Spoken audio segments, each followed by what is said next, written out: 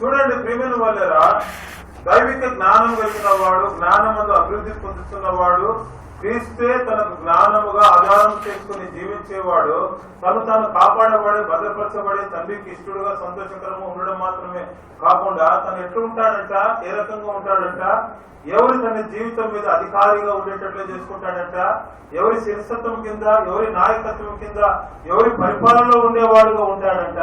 ప్రియమైన వాళ్ళ సొలొమోను యొక్క అధికారం కింద, సొలొమోను యొక్క పరిపాలన కింద, సొలొమోను యొక్క శిరసత్వం కింద ఉండడానికి ఇష్టపడతా ఉంటాడు.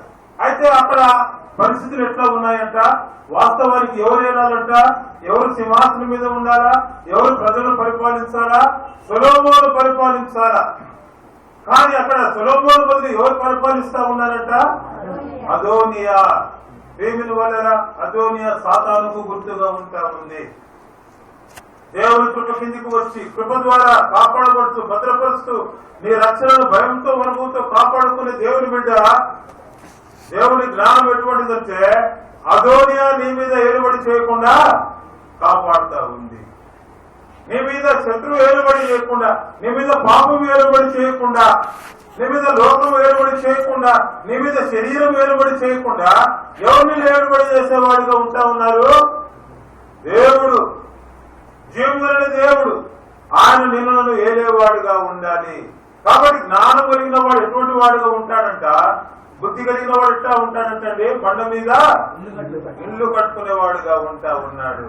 తన పునాది బండ మీద ఉంటా ఉంది, స్థిరమైనదిగా ఉంటా ఉంది.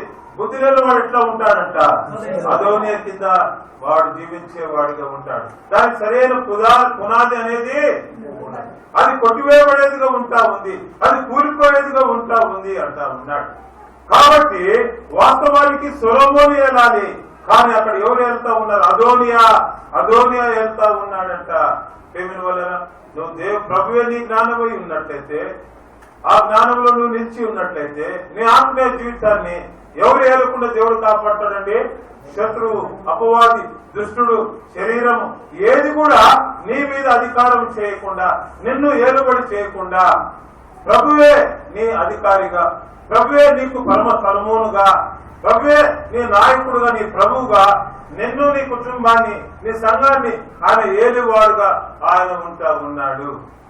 కాబట్టి క్రీస్తు యేసు జ్ఞానమందు మనము అభివృద్ధి చెందుతూ ఉన్నట్లయితే మనం ఏ అనుభవంలోనికి, ఏ అంతస్తులోనికి మనం వస్తామంటే దేవుని యొక్క పరిపాలన కిందికి, దేవుని యొక్క శిరసత్వం కిందికి, ఆయన యొక్క రాజరికం కిందికి మనము ఉండే వారముగా మనం ఉంటాం.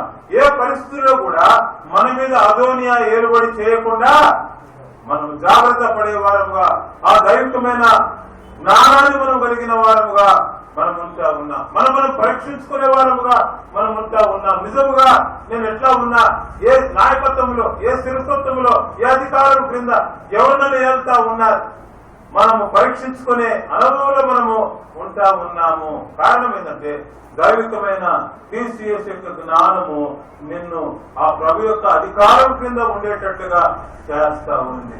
వల్ల సాంసారిక జీవితంలో ఎవరు ఏలుబడి చేసినారంట, ప్రభువే తన శిరస్సుగా ఉండటని, ప్రభువే తన నాయకుడిగా ఉండాలని, ప్రభువే తన దేవుడుగా ఉండాలని దేవుడు ఆశపడతా ఉంటే తన మీద ఎవరు ఏలుబడి చేశారంటే పాపము ఏలుబడి చేస్తా వచ్చింది, శత్రువు తన మీద ఏలుబడి చేస్తా వచ్చింది, తను తాను మర్చిపోయేటట్టుగా చేస్తా ఉన్నాడు. ప్రేమైన వల్లరా ఎటువంటి విధానములో తాను వెళ్ళిపోతా ఉన్నాడు, ఎంత బుద్ధిహీనుడు వెళ్ళిపోయినాడు. ప్రేమైన వల్లరా బలమైన యేసు ప్రభును తాను అమ్ముకున్నట్టుగా మనం చూస్తూ ఉంటున్నాం. తనకు శక్తి అయిన బలవంతుడైన యేసు ప్రభును తాను అమ్ముకున్నట్టుగా మనం చూస్తూ ఉన్నాం. కారణము తన మీద పాపము ఏలుబడి చేయడం ద్వారా ఎక్కడైతే పాపం యొక్క అధికారం ఉంటుందో, శత్రువు యొక్క అధికారం ఉంటుందో, సాతాను యొక్క అధికారం ఉంటుందో, దేవుడు అక్కడ ఉండడండి. దేవుని సన్నిధి అక్కడ ఉండదు, దేవుని కృప అక్కడ ఉండదు, దేవుడు నీ మధ్య ఉండడు. కారణం ఏంటంటే సొలొమోను నీ జీవితాన్ని ఏలాలి, కానీ నేను ఎవరు వెళ్తా ఉన్నారు, నువ్వు ఎవరి అధికారంలో ఉన్నావు, అజేవునే ఉన్న దగ్గర సొలొమోను ఉండలేదు. ప్రేమైన వాళ్ళరా, సాంసోను అదోనియ ద్వారా, పాపము ద్వారా, సాతాను ద్వారా ఆయన ఆ ఏలుబడిలో తాను ఉంటూ నిద్రావస్థలోకి తాను వెళ్ళిపోయినాడు. తనలో నుంచి దేవుని ఆత్మ, దేవుని బలము, దేవుని శక్తి, దేవుడే వెళ్ళిపోయిన సంగతి తనకు తెలియదు. ఎంత బుద్ధిహీనుడండి, ఎంత అజ్ఞాని. ప్రేమల వల్ల జ్ఞానములకు ఆధారమైన క్రీస్తులో నిలిచి ఉండవలసిన సాంసోను ఆ అధికారం క్రింద, ఆ శిరస్సుతం క్రింద తాను ఉండాలి. కానీ ఎక్కడ ఉన్నాడంట? అదోనియా అధికారం క్రిందికి వచ్చేసినాడు.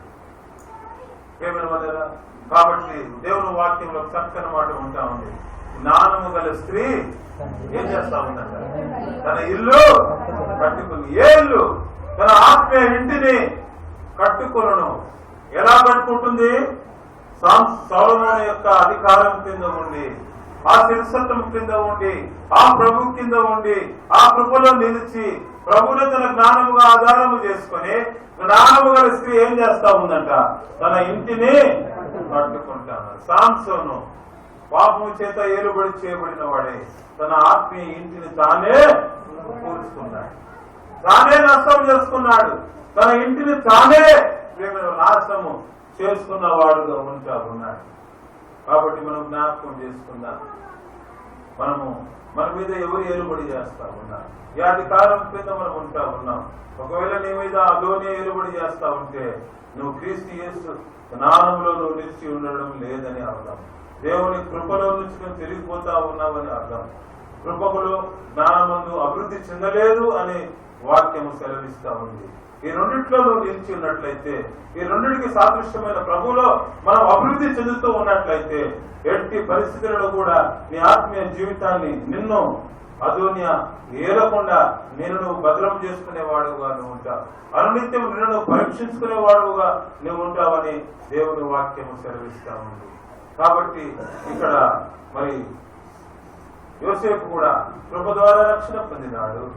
దైవికమైన జ్ఞానమును బట్టి క్రీస్తు తన జ్ఞానముగా ఆధారం చేసుకుని తాను కాపాడబడుచు, రక్షణను భయంతో వణుకుతో కొనసాగిస్తూ, పరిశుద్ధునిగా జీవిస్తూ, ప్రత్యేకించబడిన వాడిగా జీవిస్తూ, దేవునికి ఇష్టడుగా ఉంటూ, జ్ఞానము గల కుమారునిగా దేవుని సంతోషపరుస్తూ, దేవుడే తనను అధికారిగా, దేవుడే తనను పరిపాలించేటట్లుగా, దేవుని యొక్క శిరసత్వం కింద దేవుని పక్షాన నిలిచిన దేవుని బిడ్డగా ఉంటా ఉన్నాడు. నువ్వు దేవుని పక్షంగా నిలిస్తే దేవుడు నిన్ను ఏలేవాడుగా ఉంటాడు, దేవుడిని అధికారిగా ఉంటాడు. కాబట్టి ప్రియమైన వల్ల ఆ జ్ఞానమందు మనం అభివృద్ధి చెందేవారుగా మనం ఉండాలి. జ్ఞానము గల స్త్రీ తన ఇల్లు పట్టుకున్నట్లుగా క్రీస్తే మన జ్ఞానముగా మనం చేసుకున్నట్లయితే మన ఆత్మీయ ఇంటిని మనం కట్టుకునే వారముగా మనం ఉంటాం. మన ఆత్మీయ ఇంటిని మనం స్థిరపరచుకునే వారముగా మనం ఉంటాం. ఆ ఇంటికి శిరస్సు, అధికారి, నాయకుడు ప్రభువే మనకు ఉండేటట్లుగా మనం చూసుకునే వారముగా మనం ఉంటామన్నా. కాబట్టి ప్రియమైన వల్ల యోసేపు యొక్క జీవితంలో ఆ జ్ఞానమందు మరి మూడవది ఎట్లా ఉన్నాడంట? తాను ఫలించే కొమ్మగా ఉంటా ఉన్నాడు, తాను అభివృద్ధి చెందేవాడుగా ఆయన ఉంటా ఉన్నాడు, కాపాడబడతా ఉన్నాడు, ప్రత్యేకించబడిన వాడుగా ఉంటున్నాడు, దేవుడికి ఇష్టడుగా ఉంటా ఉన్నాడు. అదే సమయంలో ఆ జ్ఞానమందు నిలిచి ఆయన ఫలించే కొమ్మగా ఆయన ఉంటా ఉన్నాడు. తాను ప్రభు స్వారూప్యంలోకి మార్చబడేవాడుగా ఆయన ఉంటా ఉన్నాడు. ప్రభు యొక్క దైవికమైన సుగుణాలతో ఆయన ఎదిగేవాడుగా ఆయన ఉంటా ఉన్నాడు. కనుక ఆయన ఎటువంటి పేరుగా తెచ్చుకున్నాడండి, ఎటువంటి వ్యక్తిగా ఆయన పిలువబడతా వచ్చాడంటే ఫలించే కొమ్మ. ఆయన ఆ కొమ్మ ఎట్లుందంట? ఎక్కడికి పోయినా ఏమవుతుందంట? వర్ధిల్లుతా ఉందంట. ఆ కొమ్మ ఎక్కడికి పోయినా వర్ధిల్లుతా ఉంది. ప్రేమల వల్ల ప్రభువే నీ కృపగా ఉన్నట్లయితే, ప్రభు యొక్క జ్ఞానంలో మనం నిలిచి ఉన్నట్లయితే, దాని ద్వారా నీ ఆత్మీయ జీవితం, నీ భౌతిక జీవితం వర్ధిల్లే వారుగా మనం ఉంటాం. ప్రేమల వల్ల యోసేపు ఎక్కడికి వెళ్ళేటప్పటికీ ఎవరు తోడుగా ఉన్నారంట?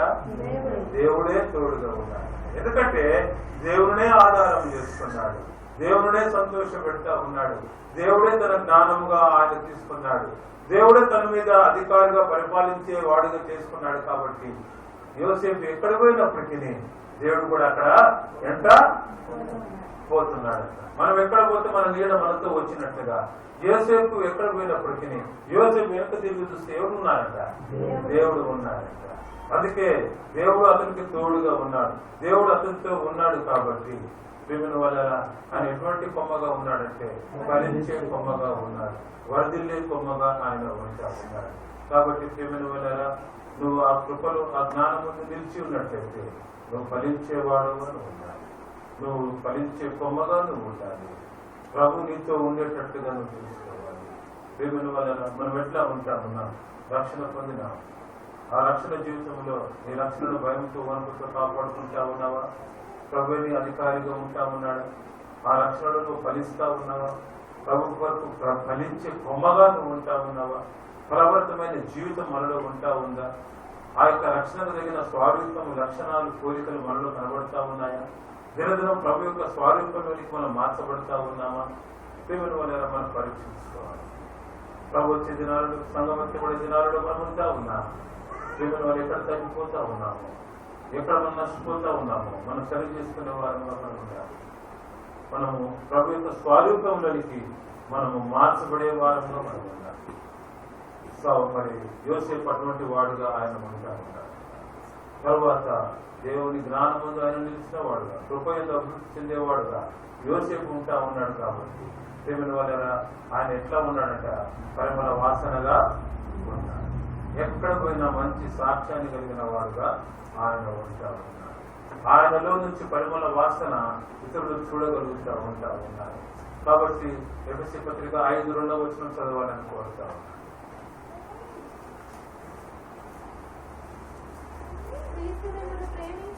క్రీస్తు మిమ్మల్ని ప్రేమించి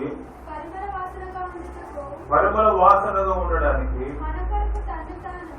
అవునండి ప్రేమల వల్ల పరిమళ వాసనగా ఉండడానికి తను తానే మన కొరకు దేవునికి అర్పణగా ప్రేమల వల్ల జ్ఞాపకం చేసుకుందాం. అంత గొప్ప క్రయం చెల్లిస్తూ వచ్చినాడు. అటువంటి క్రయం చెల్లించిన ఆ ప్రభువుకు ఆ కృపలో ఆ జ్ఞానములో మనం అభివృద్ధి చెందుతూ మనం ఎట్లుండాలంటే యోసేపు పోలే పరిమళ వాసనగా ఉండాలి. ఎందుకంటే ఆయన నిన్ను ప్రేమించినాడు, ఆయన నన్ను ప్రేమించినాడు, యోసేపును ప్రేమించి కొంత యొక్క అనుభవం నుంచి తన కృప ద్వారా రక్షించినాడు. అంత మాత్రమే కాకుండా తన జ్ఞానమందు ఆయనను నిలుపుకొని తన రక్షణ జీవితాన్ని కాపాడుతూ భద్రపరుస్తూ తను తాను పరిశుద్ధులుగా ఉండేటట్లుగా చేసి దేవునికి ఇష్టడుగా తనను సంతోషపెట్టే కుమారునిగా చేయడం మాత్రమే కాకుండా ఆ దేవుడే తన అధికారిగా, తన రాజుగా, తన ప్రభువుగా తను చేసుకున్న వాడే. ఎక్కడికి వెళ్ళినప్పటికీ ఆ కృపలో ఆ జ్ఞానంలో ఎదుగుతున్న యోసేపు ఎట్లా ఉన్నాడంట? ఫలించే కొమ్మగా ఉన్నాడు. ఆ ఫలించే కొమ్మలో నుండి ఏమొస్తుందంట? పరిమళ వాసన వస్తుంది, సువాసన వస్తూ ఉందంట. ప్రేమిల వల్ల మరి నీలో నాలో అటువంటి అనుభవం కూడా మనం వెళ్ళాలని దేవుడు వాక్యం సెలవిస్తా ఉంది. మనలో నుంచి పరిమళ వాసన రావాలని, క్రీస్తు యేసు యొక్క సువాసన రావాలని భక్తుడైన పౌలు చెప్తా ఉన్నాడు. మేము క్రీస్తు యేసునకు సువాసనగా ఉన్నాము అంట. క్రీస్తు యేసు సువాసన అయి ఉన్నాం. ఇతరులకు ఎక్కడ పోయినప్పటికీ వారిలో నుంచి ఏ వాసన వస్తుందంట? క్రీస్తు అనే బ్రాండ్ ఆ వాసన వస్తుందంట. ఎక్కడ పోయిన వారిలో నుంచి క్రీస్తు అనే వాసన బయటకు వస్తా ఉంది. అట్లా వారి జీవితాలు ఉన్నాయి, అలాగా వాళ్ళు ఉన్నారు.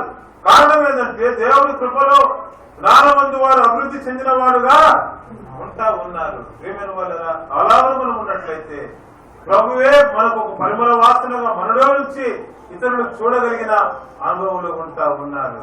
శిష్యులు ఎక్కడ పోయినప్పటికీ అనేకులు ఒక మాట చెప్తూ వచ్చినారు, వీరు క్రీస్తుతో కూడా ఉన్నవారు కారా.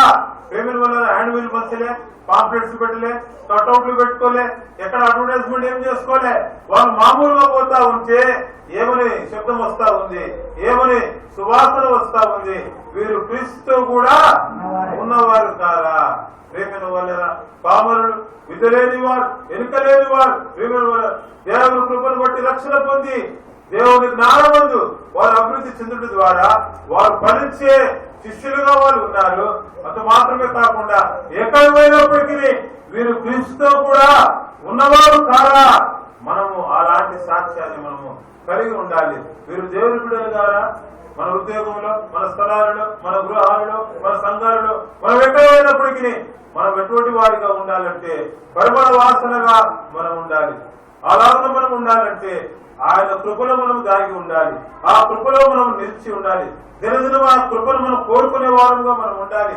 అంత మాత్రమే కాకుండా క్రీస్తు యేసు యొక్క జ్ఞానమందు మనం అభివృద్ధి చెందే వారంగా మనం ఉండాలి. ఆ జ్ఞానం కలిగిన క్రీస్తు నిన్ను కాపాడేవాడుగా, నిన్ను పోషించేవాడుగా, నిన్ను ఫలింపజేసేవాడుగా, ఒక ఫలించే కొమ్మగా, మరి అనేకులు పరిమళ వాసనగా ఆయన నిన్ను నీ కుటుంబాన్ని చేసేవాడుగా ఉన్నాడు. అడి విధానంలో దేవుడి రాత్రికాల సమయంలో మనందరినీ దీవించి ఆశీర్వదించాలని నేను కోరుతా ఉన్నాను. ఇంకా ఎవరైనా ప్రభు యొక్క కృప కిందికి రాకపోతే, ఇంకా ఆ కృపకు సాదృశ్యమైన యేసు ప్రభువుకు రాకపోతే, యేసు ప్రభువులో ఉన్న రక్షణ నువ్వు పొందకుండా ఇంకా నువ్వు ఉన్నట్లయితే ప్రేమను వలన జ్ఞాపకం చేసుకో. నాశనం అనే గుంటలో నువ్వు ఉంటా ఉన్నావు. సాతాను అనే ఉరి గుంటలో నువ్వు ఉంటా ఉన్నావు. మరణ మార్గంలో, మరణ ఛాయలో నీవు ఉంటా ఉన్నావు. నీ పరిస్థితి భయంకరంగా ఉంటా ఉంది. నిన్ను కాపాడేవాడు, నిన్ను రక్షించేవాడు, నిన్ను విమోచించేవాడు ఎవరు కూడా లేరండి. ప్రేమల వలన నీ భక్తి, నీ కార్యాలు, నీ మంచితనం, నీ సమస్తం కూడా ఏది కూడా ఆ గుంట యొక్క అనుభవం నుంచి నిన్ను రక్షించలేదు. కేవలం దేవుని కృప ద్వారానే నువ్వు రక్షణ పొందుతావు. ఆ కృపనే యేసు ప్రభువుగా ఉంటా ఉన్నాడు. ఆ యేసు ప్రభు నీ కొరకు, నా కొరకు ఈ లోకంలోనికి దిగి వచ్చి భూమి అందంతటా ఆయన ఆవరించిన దేవుడుగా ఉంటా ఉన్నాడు. ఆ కృప కలిగిన దేవుడు ఈ రాత్రికాల సమయంలో నేను పేరు పెట్టి నేను పిలుస్తా ఉన్నాడు. ఒకవేళ నువ్వు గుంటలో ఉన్నావేమో, ఆయన పిలుపు విని ఆయన దగ్గరకు వచ్చి ఆ రక్షణను నువ్వు కోరుకున్నట్లయితే, నువ్వు విశ్వాసంతో నువ్వు ప్రభువును హృదయంలో చేర్చుకున్నట్లయితే, ప్రభు రక్తంలో నీ పాపాలు కొడుకున్నట్లయితే, యోసేపు వలె నీవు కూడా అద్భుతమైన నూతనమైన జీవితంలో ప్రభుకు మహిమకరంగా తల్లిని సంతోషపెట్టి కుమారునిగా, కుమార్తెగా, జ్ఞానవంతురాలతో ఇల్లు కట్టుకున్నట్టుగా నీ ఆత్మీయ నిన్ను నువ్వు పట్టుకునే కృపను దేవుడు నీకు ఇస్తాడు. దేవుడి వాక్యాన్ని దీవించి ఆశీర్వదించాడు.